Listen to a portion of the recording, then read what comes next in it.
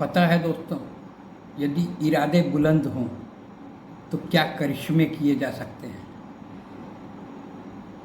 मेरे पास एक व्यवसायी पिता अपनी 2 पुत्रियों को लेकर आए और उन्होंने मुझसे कहा कि ये दोनों शॉर्ट हैंड सीख रही थीं यहाँ के नामी गिरामी इंस्टीट्यूट में, और 4 महीने के बाद इनकी परीक्षा है। उसकी तैयारी कराने के लिए वे इंस्टीट्यूट अपना हाथ उठा दिए कि हमसे नहीं हो पाएगा कि 4 महीने में ये 100 वर्ड्स पर मिनट के स्पीड में लिख सके। उनके पिता ने ये भी बताया, वो दोनों बेटियों को भी साथ लेते आए थे, और उनके पिता ने ये भी बताया कि क्या आप 4 महीने में इन लोग दोनों को तैयार कर दे सकते हैं। ये लोग साल भर से शॉर्ट हैंड सीख रही हैं, लेकिन अभी तक इनका कहना है कि इनको संतोषजनक शिक्षा नहीं मिल रही है। क्या आप इस चैलेंज को स्वीकार कर सकते हैं। मैं थोड़ी सोच में पड़ गया कि अरे, ये साल भर से सीख रही हैं और अभी तक तैयार नहीं है लिखने के लिए, तो ये तो बड़ी बात है। और सारे स्थानीय इंस्टीट्यूट हाथ उठा दिए, हाथ खड़े कर दिए कि भाई हमसे नहीं होगा। और ये दोनों बेटियां चाहती हैं कि इनको बेहतर शिक्षा मिले। मैंने इस बात में गंभीरता देखी कि ये चैलेंज तो बड़ा है।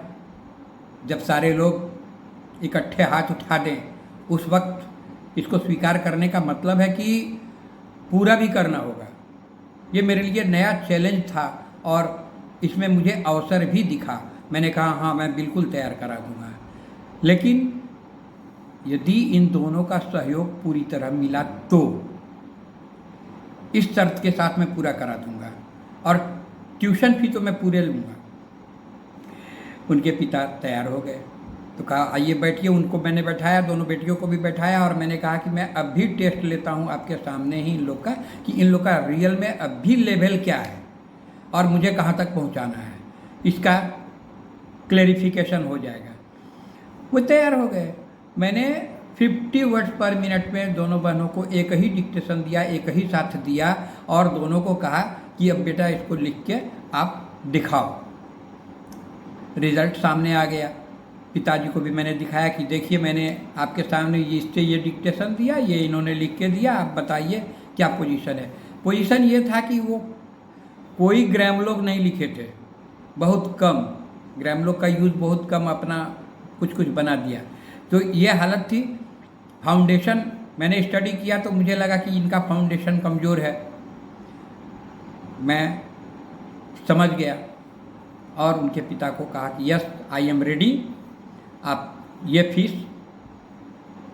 तो फीस उनके पास पूरा था नहीं, तो वो कहे कि सर फीस हम मेरे लिए ज़्यादा है, लेकिन मैं चुका दूंगा। और कुछ फीस देके वो दोनों बच्चियों को मेरे सुपुर्द कर गए।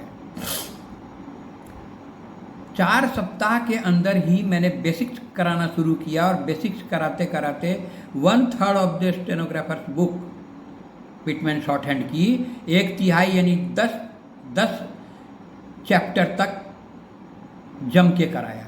10 चैप्टर तक जम के कराते ही उनका इसी बीच में उनका कॉन्फिडेंस ऐसा लौट के आया कि वो सरसरा के निकलने लगी। और उसका अंतिम परिणाम मैं बतलाता हूँ, मैं ज़्यादा लंबा नहीं खींचना चाहता हूँ।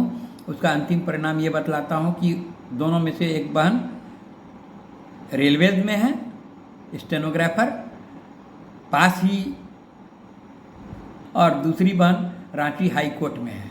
रांची हाई कोर्ट में ऑफकोर्स वो कुछ हो रही हैं, लेकिन ये सफलता उनके आत्मविश्वास को लौटाने पर था। ये माइंडसेट का प्रॉब्लम था, न कि स्टेनोग्राफी का। और फाउंडेशन उनका कमज़ोर था, वो फाउंडेशन मैंने क्लियर कराया। इस कहानी से मुझे बहुत प्रेरणा मिली, और ऐसी और भी कहानियाँ मेरे पास हैं, मैं अगले वीडियो में सुनाऊंगा। यदि आपको सुनना है तो आप सब्सक्राइब कीजिए। अगर इससे कुछ सीखने को मिला है तो आप इसको शेयर भी ज़रूर कीजिए। जय हिंद।